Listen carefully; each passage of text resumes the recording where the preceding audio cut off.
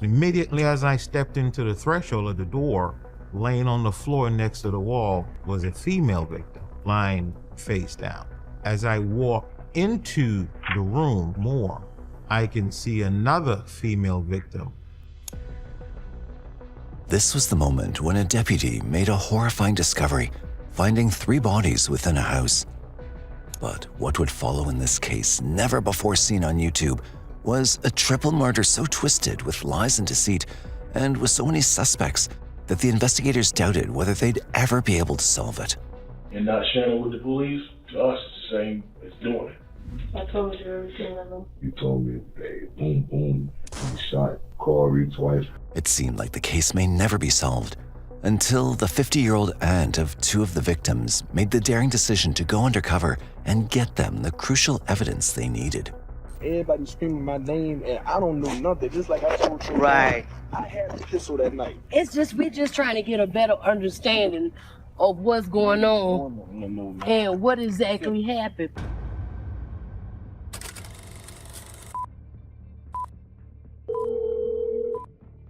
Atlanta 1091, what is your emergency? Hi, I heard screaming last night, and I just wanted to see if somebody could go over there and check. Okay, you said you heard that last night? Yes, sir. Okay, you heard some screaming. Did it sound like a male or a female or child?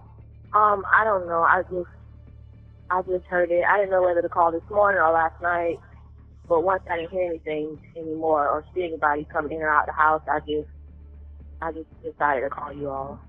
When this worrying 911 call came in on the morning of October 22nd, 2015, officers in the town of Savannah, Georgia responded speedily to the location of the call. When they arrived at the scene, the woman who had made the call met them on the street outside the house of concern. What she'd revealed to them would chill the officers to the bone. Hello. All right, are you? Okay. Did you call? Yeah, because I heard some, last night it was late. I was sleeping in my room windows up on the right there. I heard some gunshots. It sounds so close, like they was like in my yard. The gunshots the woman had heard alluded to a violent occurrence the night before. But as the officer entered the house's yard and approached the door, he quickly realized that something was definitely wrong. 16, brother 1. 16 row 1. Hey, go ahead and start me another unit. I got an open door. The open door signaled that something was off, and it wouldn't take long before the officer's worst fears were confirmed. Savannah Police!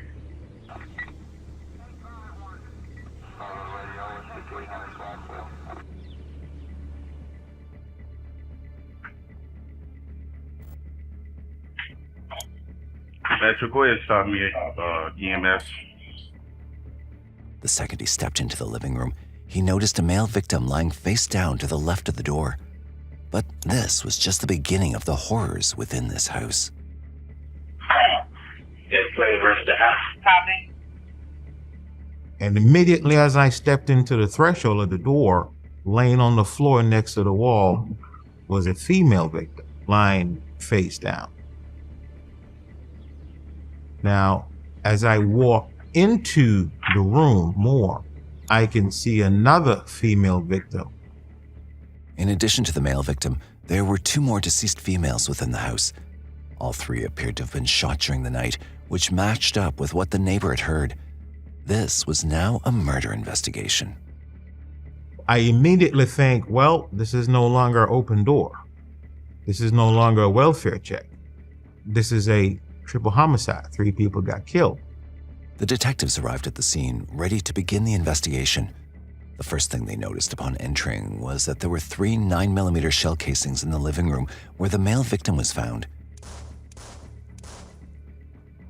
In the bedroom where the 2 women lay, there were 6 more 9mm casings. It seemed each of the deceased had suffered the same fate, shot thrice to ensure there was no chance of survival. Then they noticed something telling. There was no forced entry to the front door. we were able to identify the victims as Corey Marshall, Kiana Marshall, or brother and sister, and Alexis Kitchens. The fact that there were no signs of forced entry indicated that the killer was likely someone known by at least one of the 3 victims. This was crucial information to the detectives. But as they were examining the scene and trying to find any pertinent clues, they were alerted to a commotion outside. Yeah, they need to back all this. Any way we could back all this? For Chambers and lineup. Soon the community started to come out. Now there's a massive amount of activity going on outside, which I like to coin as controlled chaos. We had moved the people back a bit. I need some units on Gwinnett. Gwinnett and Champion. I need them 1018. They got a big, large crowd out here fighting. Large crowd. The community had heard about what had happened and was out in force. This included friends, neighbors, and others who knew the deceased, and naturally, emotions began to flare up. Let's go. I need some units down here. I don't know. Honestly, look at me. I do not know. I promise to God, I ran up on her like that. First of all, I didn't run over nobody. Okay, no more conversation. Somebody called my phone. You were sitting in the house last night, too. You the red girl with the weed. They talking about. Okay, but when I left, I went to yellow car. While a number of people were involved in the commotion, 2 young women escalated their conflict until it turned physical. The officers were finally able to separate them, but they found the women's behavior suspicious, especially as both seemed to be familiar with the victims, but didn't seem upset. Then they began to question both of them, wondering if their flared tempers could be indicative of them knowing more about what had happened. How you doing? What's your name? Okay. What's going on here today? Y'all need to talk to her. She know what's going on. She said that's real free. Who called her? Okay with you? So y'all need to talk to the one in that skirt, because she just go. Are you willing to go down to the precinct and give a statement? The officers were finally able to identify the 2 women as Jamaica Bell and Diamond Butler. But then they learned something that made their hair stand on end. Both women had been living in the residence where the murders occurred. Both had been there the night prior, and now both were pointing fingers at the other. It was time for the police to delve deeper into their stories, so they decided to take both women down to the station to conduct detailed interviews. First up was Jamaica Bell. Where do you currently live? Where I was currently was there. How long have you been living there? Probably about a week now. A week and a half. Who lived there with you? Tiny. Who? Tiny. Who else lived there? It was just Kiana. That was it. Bell told the detectives that she and Tiny, which was her nickname for Diamond, had been living in the house with Kiana for only about a couple of weeks before the horrific shootings had occurred. Next, she detailed the events of the previous night. Who else? I don't know them. It was only 2 of them. Tiny called somebody named Elo, and they came over. 2 guys? Mm-hmm. She explained how Diamond had called over 2 men, one of whom she knew as Elo, and the 4 of them had been heading out for a night out when they received a shocking call. So, when were you last at the house? I don't know. That's what she called us. It was at 11 last night. She called me and was like, Who was she? Kiana. Okay. They was like, no, Lex called me. Was like, Kiana said, y'all need to come get y'all. She called the police. I said, okay, well, we're about to come get it now. We went back to the house. Who was we? Me and Tiny. Kiana had ordered Jamaica and Diamond to get their things and leave, or she'd call the police, as they hadn't paid her rent for the time that they'd been living there. When they arrived back at the house, all 3 victims, who would later be found dead, had been present and alive. Those are not my people. So you said there are Tiny's people. Yeah, you said people. How many were there? Now, by the time we got there, now Kiana's home. Gotcha. So when we got there, she was sitting on a little brown thing on her house. And she's like, looking at me. I'm like, why'd you call the police? What's going on? And she's just looking at me like that. I'm like, what's going on? Talk to me. You feel me? I'm trying to figure out what's going on. So I was like, all right, whatever. So then They came to help us get some of my clothes and her clothes too. Hello? Hello and the other boy. And the other guy? Yeah. You don't know his name? I don't know his name. I've never seen the other guy. All right, where's Tiny at this point? She's in there as well? Mm-hmm. Okay. So we got our stuff and left. But when we left, all of them was outside. Kiana, Lex, and Cora was all outside. After ending the interview with Jamaica, the detective's main takeaway was that the four of them had likely been the last people to see the three victims alive. And while they Diamond and Jamaica with them, they had no idea where or even who the men who'd been with them could be. To learn more about the men and try to identify them, the detective sat down to speak with Diamond Butler next. So you and Jamaica was staying in Kiana's house? Yes, sir. And we was like renting out the room or whatever. So the girl Kiana said we gotta give her $250. She said I gotta give her $250 and Jamaica gotta give her $250. And she was like, y'all got until November 1st to come up with the rent. So she was like, okay. And we had company over there, and like we was drinking, playing cards and stuff like that. And like she just started tripping, like, oh, like y'all company too loud and all kind of stuff. And then she was like, I feel like y'all trying to play me. And we was like. Diamond elaborated more on the dispute that had arisen between the two girls and Kiana and what had led up to her asking them to leave the house. This was Tuesday night? Yeah, Tuesday night. And we was like, we had a discussion where we was like, how are we trying to play you? And she was like, well, y'all didn't put her in the house. I had to get dish detergent on my own, blah, blah, blah. And y'all give me no money, so I was like, y'all trying to play about the money. So we was like, well, you said we had it to the first. And it's not even the first yet, it's not even Friday yet when Jamaica get paid. So she was like, I'm just saying, I hope that y'all not trying to play about the money. We was like, no, it ain't nothing like that. So this is yesterday. Yeah. Now the officers knew what had happened the morning of October 21st, but they still needed to hear about her events of the evening and see if they matched up with what Jamaica had told them. So we was in the house or whatever, and then that's when Corey called Jamaica phone, it was her brother, and he was like, where y'all at? And we was like, at the house. So he was like, I'm about to come over. So he came over there, and he was like, oh, she sent me over here to say y'all gotta leave. It seemed Kiana had called her brother Corey over to help her kick the girls out of the house. This likely meant that Corey had not been a target, but had just been in the wrong place at the wrong time. But what Diamond would say next had the detectives listening carefully. She said she'd called a friend of hers over to help her pack her things, and then they'd left. They immediately moved to question her more about this individual, but what she revealed left them even more suspicious. What's his name? His name's Dre. Dre? Mm-hmm. Andre, DeAndre? Dre. That's Dre. Everybody called him. How many younger was it? It was me and Jamaica and him. So just three of y'all? Mm-hmm. So now we got inconsistency in the statement. We got one individual saying LO and another individual saying Dre.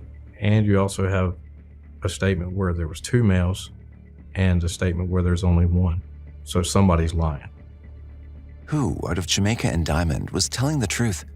The detectives decided to put more pressure on the latter to try to get her to reveal more. And knowing who did it and not sharing it with the police, us is the same as doing it. I told you everything. But despite their best efforts, Diamond stuck to her story, insisting that she'd told them the truth. The detectives would need to look into other avenues to learn the truth of what had happened the night before. With each lead, the case became more complicated. Questions stacked up, but answers remained nowhere to be found. Who was truly involved? Who was hiding the truth? And most importantly, who was still out there? Investigators knew they needed to find Dre and Elo, the aliases for the men the girls had mentioned in their interviews. If they had any information, it would be the key to breaking the case wide open. But before they could track them down, something unexpected happened that would send the investigation in an entirely new direction. At this point, we had to find LO and Dre to determine if they had any information about this case. While we were looking for Dre and LO, my sergeant was involved in an incident where a shooting had occurred, and he gets behind a vehicle that had left the area and attempted to stop it. That vehicle ran and at some point stops, and three individuals exit that vehicle. He chased down one of them who was found to be Dwayne Abney. Witnesses also informed him that it was a male and female that ran from the vehicle in the opposite direction. You're gonna walk to our car, okay? All right, come on up. Initially, the investigators had no idea who Dwayne was. They'd taken him in because he was the only one of the 3 suspects who had fled and was caught. They expected it to be a routine interview following the traffic incident, but they had no idea they were about to get far luckier than they could have imagined. Dwayne Abney was about to reveal information that would turn their entire investigation upside down. Dwayne Abney was about to become a key figure in the unfolding mystery. And as the interrogation room doors closed behind him, the truth was about to take an unexpected turn. What's your name? Lucky. Huh? Dwayne. Dwayne what? Abney? You were in a car, that got chased by the police, and everybody jumped out of the car. Is that correct? Okay. Who were you in the car? Who were you riding with when they fled? It was one of my friends, but really not my friend, just somebody like she around Democrat. Who's he? No, I know they call him Elo. I don't know his name. They call him Elo? Elo wasn't just another name thrown into the mix. He was already on the detectives' radar.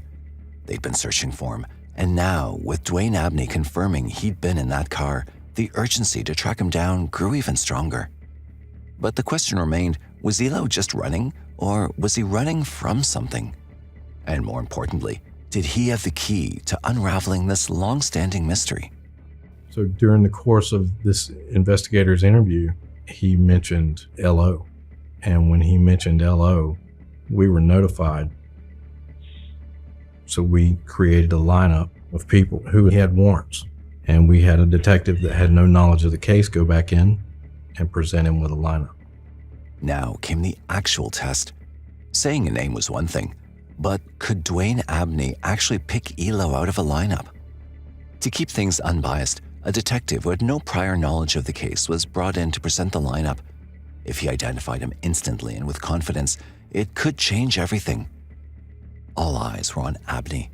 Would he give investigators the necessary confirmation, or would this lead hit another dead end? All right, did you initial that, please? He affirmatively identified an individual. And once you get a suspect identified, the case then moves forward at a blistering pace because you're trying to figure out who he is, where he is, what he's doing, where he's going, who's he associated with. Is he still here? But we're also still looking for this guy named Dre. And we had to determine who he was pretty quickly. The detectives soon discovered that Elo was actually James Hampton, giving the investigation new momentum.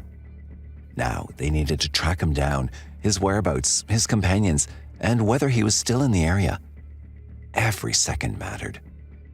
But Hampton wasn't the only one they were after. Dre was still a mystery, and they had to figure out his identity fast. The deeper they dug, the clearer it became.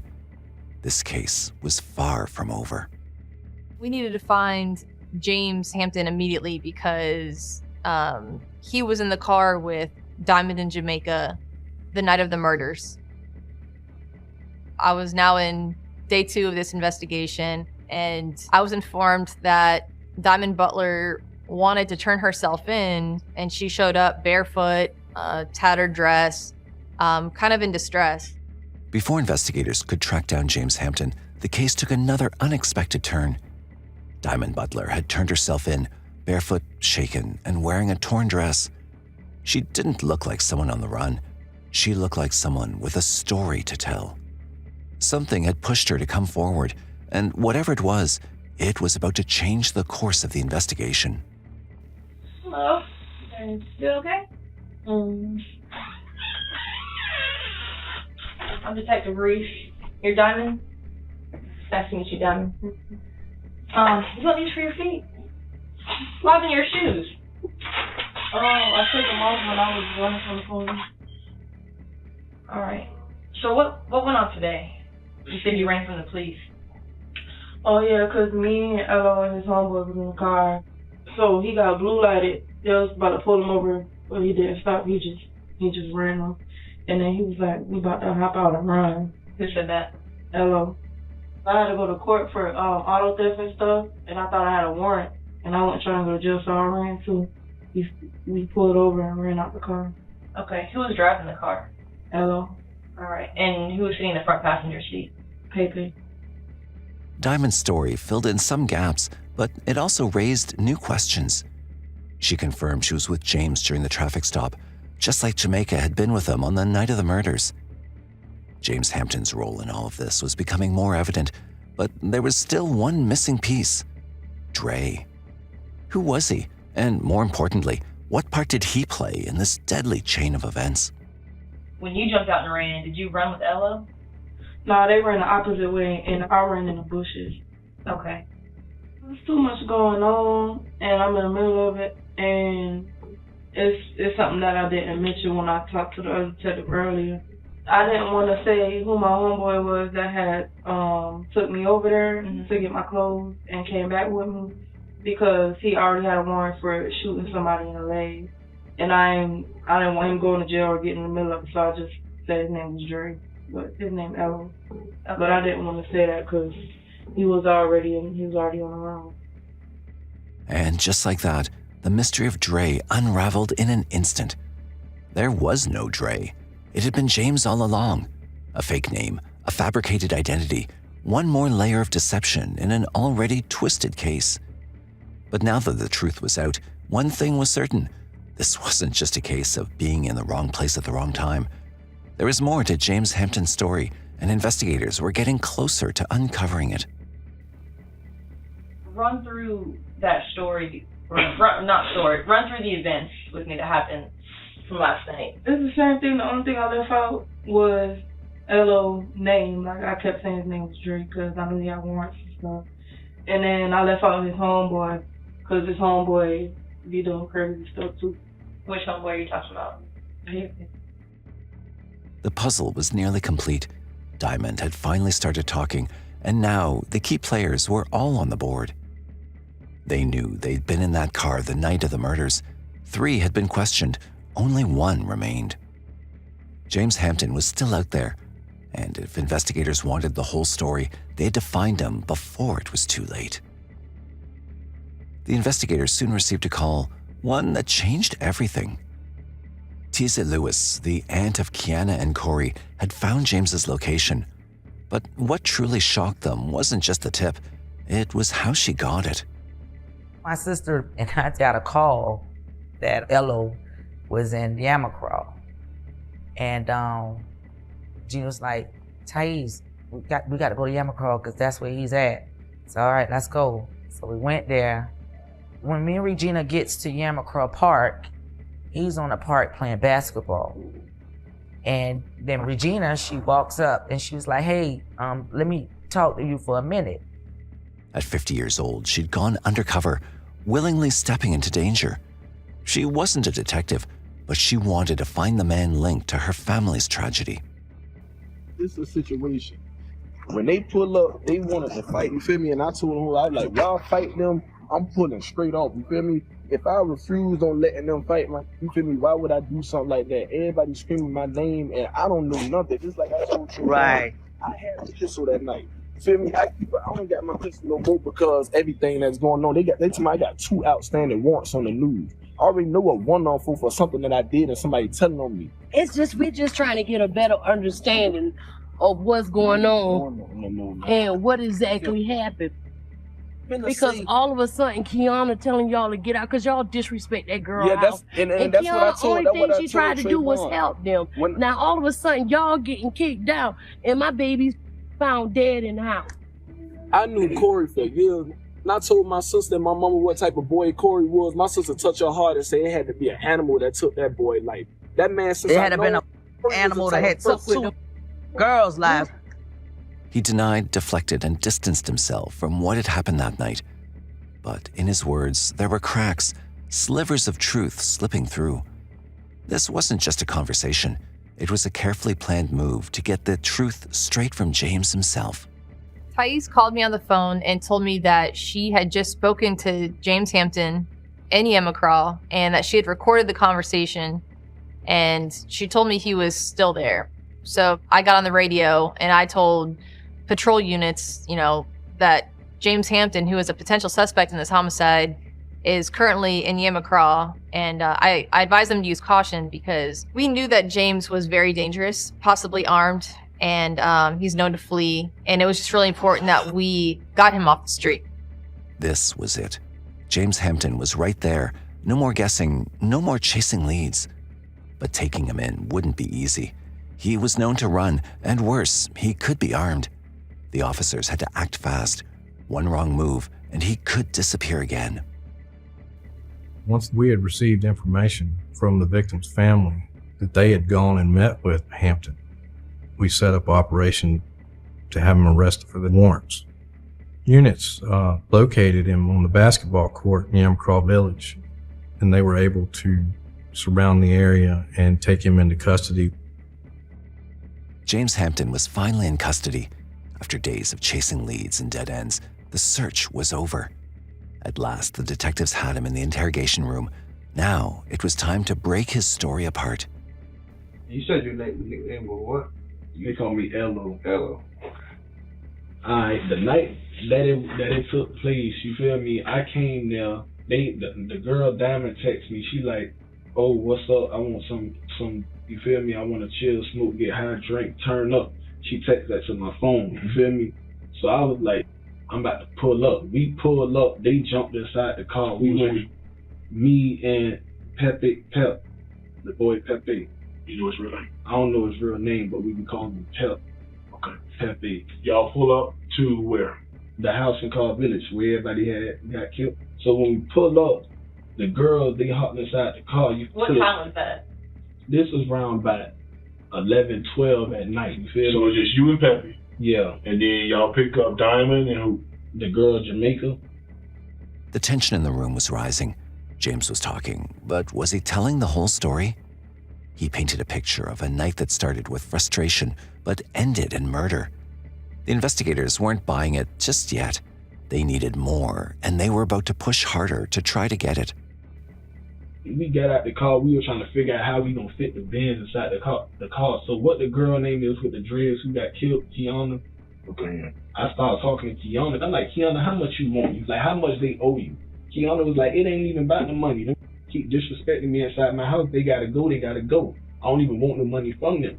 Inside the house, was there a physical altercation? There was never a physical altercation. No fist thrown, no hair pulling? Ain't nobody never fought inside that house. If somebody would have fought in that house, I would have pulled off. Do you have a gun? Nah. And you don't own any guns? I don't own no guns. James was caught in his web of lies. Just hours earlier, he admitted to having a gun while talking to the 50-year-old aunt of 2 murder victims. Just like I told you. Right. I had a pistol that night. Now, face-to-face with investigators, he denied ever owning one. But his own words betrayed him. His story was falling apart, and detectives weren't letting up. As detectives pressed James Hampton for answers in the interrogation room, a separate team of investigators secured a search warrant for his house, combing through every corner, determined to find any piece of evidence that could finally seal the case and tie him to the brutal murders of Corey Marshall, Kiana Marshall, and Alexis Kitchens.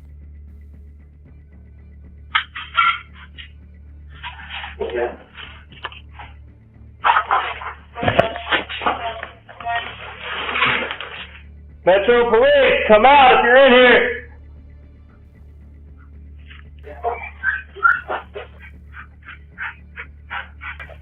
The whole thing? As they combed through the house, expecting the usual clues, they stumbled upon something they never anticipated. They came upon an eyeglasses case with bullets inside. They were the same type used in the murder. The investigators also recovered a phone from his house. With his phone in hand, investigators secured a search warrant, expecting to find call logs or messages. But what they uncovered was something far more incriminating. Buried within the gallery were photos of James posing with multiple guns. And then, one image stood out. He was holding a gun nearly identical to the one used in the murders. James had multiple pictures of firearms in his cell phone. But what really piqued my curiosity was there was one particular picture that he had taken roughly an hour before the murders. And it was a picture of what appeared to be him holding a high point firearm, which is what the murder weapon was. Based on these pieces of evidence, James was arrested and charged on an outstanding warrant for aggravated assault. Please send up. I didn't feel that James was being completely truthful given the bullets that were in his bedroom. At the end of the interview, James was arrested for his arrest warrant that he had for aggravated assault, and he was taken down to jail. I knew that at this point, I had my work cut out for me. However, despite the mounting suspicion, authorities didn't initially charge him with homicide due to the lack of concrete proof linking him directly to the murders. Despite the mounting evidence, the police were growing frustrated. They had nothing solid enough to directly link James or Dwayne to the murders. It was like having all the pieces to a puzzle, but none of them were quite fitting together. Then, just as the case seemed to stall, something unexpected happened. An inmate from the county jail came forward, offering chilling information that would soon change everything. Who have you been speaking with at the jail? My roommate, James Hampton. Are you actually in a cell with him? Mm-hmm. Yes. Okay. Is this him? Mm. Okay. Go ahead and just tell me what you guys have been speaking about. He told me, yeah, bro, the guy, the one, who asked me about the murders or whatever, because you know me, I don't try to be nosy and stick my nose in people's business. When he was like, yeah, I did kill all three of them. And then he said something that tied the whole case together. I was like, no, and how kind of shocked me. As soon as he told me that, my whole body got chill bumps and everything, I was like, bro, so what happened? I said, what, it been an argument or something like that? He never told me what they argued about or nothing like that. Every detail he described painted a darker, more disturbing picture of what had really happened that night. With each word, the police began to realize just how brutal and horrifying the crime truly was. So he left and he went back to the house, knocked on the window to get Corey to come to the door. He said, Corey came to the door, he walked to the back to see what the other two females was saying, basically pacing, seeing what was in there. And but like this, they closed right here because he basically played them in the sense of letting them figure he was coming back to get the girls' clothes. And I guess once the guy, Corey, who pointed out me clothes or whatever, he told me, hey, boom, boom.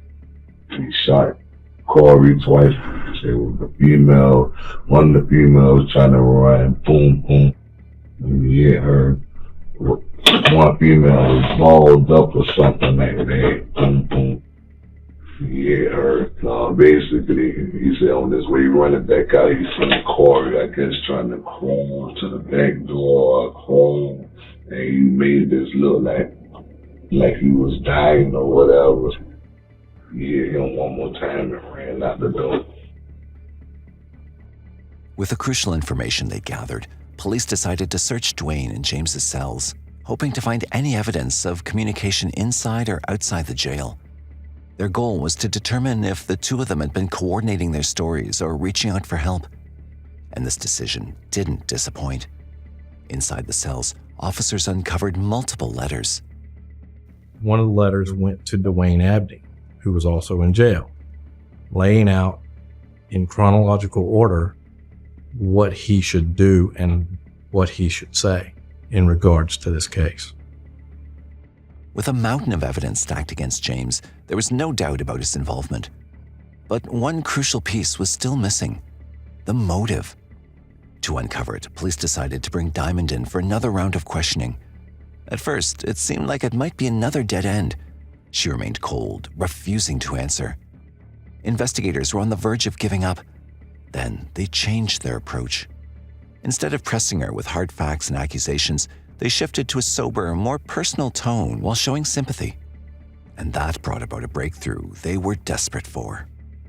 I'm sorry you had that childhood that you had. I can't, personally, I can't even imagine. It breaks my heart even to think about having to do the things that you've gone through. And slowly, the ice started to melt. After a few moments, Diamond broke down. She finally started speaking, telling the truth the police had been waiting for. So you and Jamaica got dropped off in Yamacraw, right? Like you said. Like you guys got your clothes, you got dropped off in Yamacraw, you get out and go into his apartment, right? And then does he leave with Pepe? So it's just him and Pepe in the car? Okay. So then after you said they were gone, how long? 15 minutes. Okay. So he comes back like 15 minutes later and it's him and Pepe that come back? And then when did he tell you that he did it? Like, was it just you and him? Or like, when did he tell you that? When he came back in the room. Who did he say in front of? He said it in my ear. Cause when he came back, I was hugging up on him and stuff. And then he whispered in my ear, he said, I killed all of them. What did you say to him? I was like, why did you do that? I didn't tell you to kill him. What did he say? And he was just shaking and he was sweating. The detectives finally had the motive. They gathered that Diamond had been asked to leave the house, and in an attempt to impress her, James committed the crime. With this confession, all the pieces fell into place, confirming what investigators had been trying to prove all along. Dwayne Abney, James Angelo Hampton, and Diamond Butler were charged with the murders of Corey, Kiana, and Alexis on December 15, 2017. James was convicted on all charges in the indictment and sentenced to 3 consecutive life terms without the possibility of parole, plus an additional 35 years. Dwayne Abney was also found guilty on all charges, receiving 2 consecutive life sentences with the possibility of parole, followed by 15 years. Diamond Butler pleaded guilty and testified at trial. In exchange, she was sentenced to 90 years in prison for aggravated assault and conspiracy to commit aggravated assault. If you wanted him to wet or shoot up that house, what did you say? I said yes, and I said I don't care. The lead prosecutor says Butler's testimony against Hampton helped determine their case. With the verdicts delivered, justice was finally served for Corey, Kiana, and Alexis. What began as a frustrating investigation full of dead ends had unraveled into a case built on undeniable evidence, confessions, and motive. James, Dwayne, and Diamond would spend the rest of their lives behind bars, their actions forever altering the lives of those left behind. Though no sentence could undo the tragedy, the convictions brought a sense of closure to the victims' families. Like you be in the house by yourself, you hear a sound.